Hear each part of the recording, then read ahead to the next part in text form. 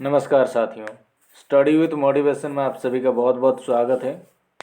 आज हम बात करेंगे टीचिंग एप्टीट्यूड के जो सिलेबस है, यानी यूजीसी एनटीए नेट का जो पेपर 1 का सिलेबस है टीचिंग एप्टीट्यूड, उसी के बारे में, जिसे हिंदी में कहते हैं शिक्षण अभिवृत्ति। ठीक है, तो टीचिंग एप्टीट्यूड से संबंधित हम लोग यहाँ पर जानेंगे और हम लोग जानेंगे इनके हिंदी के अर्थ को भी थोड़ा सा अच्छे तरीके से समझने का प्रयास करेंगे। ठीक है, अब देखते हैं कि ये जो है टीचिंग एप्टीट्यूड, इसमें 6 पॉइंट है। ठीक है, तो सबसे पहला पॉइंट क्या आता है कि टीचिंग कॉन्सेप्ट। ठीक है, टीचिंग कॉन्सेप्ट आता है। इसमें क्या क्या है, ऑब्जेक्टिव्स, हाँ, टीचिंग आता है। सबसे पहले आता है टीचिंग। ठीक है, इसमें क्या क्या है, concept, objectives, level of teaching. Level of teaching में क्या क्या है, मेमोरी। ठीक है, मेमोरी, अंडरस्टैंडिंग एंड रिफ्लेक्टिव, और कैरेक्टरिस्टिक्स एंड बेसिक रिक्वायरमेंट्स। अगर हिंदी में कहा जाए तो ये हो गया शिक्षण।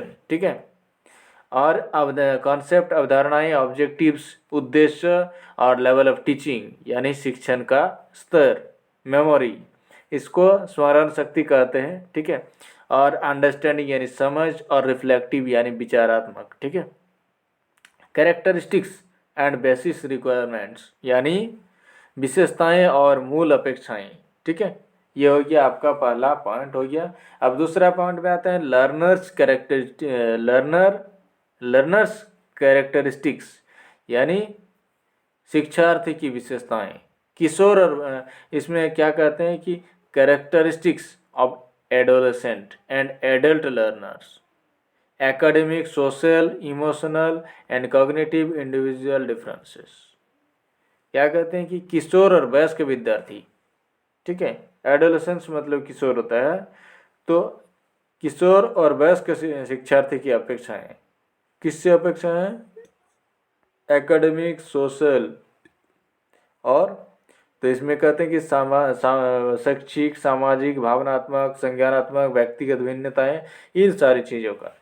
ठीक है, अब आते हैं तीसरा पॉइंट। तीसरा पॉइंट में देखते हैं factors affecting teaching related to. ठीक है, बहुत ही अच्छा पॉइंट है ये कि शिक्षण प्रभावक तत्व। ठीक है, शिक्षा को किन किन से प्रभावित करते हैं, कौन कौन प्रभावित करते हैं, उन सारी तत्व है। कौन कौन सा, कि टीचर शिक्षक, लर्नर शिक्षार्थी, ठीक है, और लर्नर सपोर्ट मटेरियल यानी सहायक सामग्री। ठीक है, इंस्ट्रक्शनल फैसिलिटीज यानी संस्थागत सुविधाएं, और लर्निंग एनवायरनमेंट यानी शैक्षिक वातावरण, एंड इंस्टीट्यूशन अर्थात संस्थागत या संस्था कह सकते हैं। ठीक है, अब नेक्स्ट आते हैं method of teaching in institutions of higher learning. ठीक है, यानी उच्च अधिगम संस्थाओं में शिक्षण की पद्धति। ठीक है, teacher centred versus learner centred methods.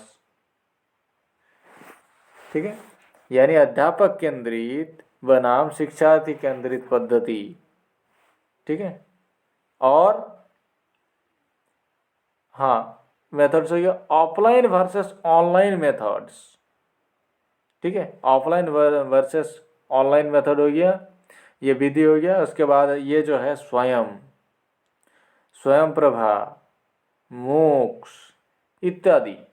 ठीक है, अब देखते हैं next, teaching support system, traditional, modern and ICT based.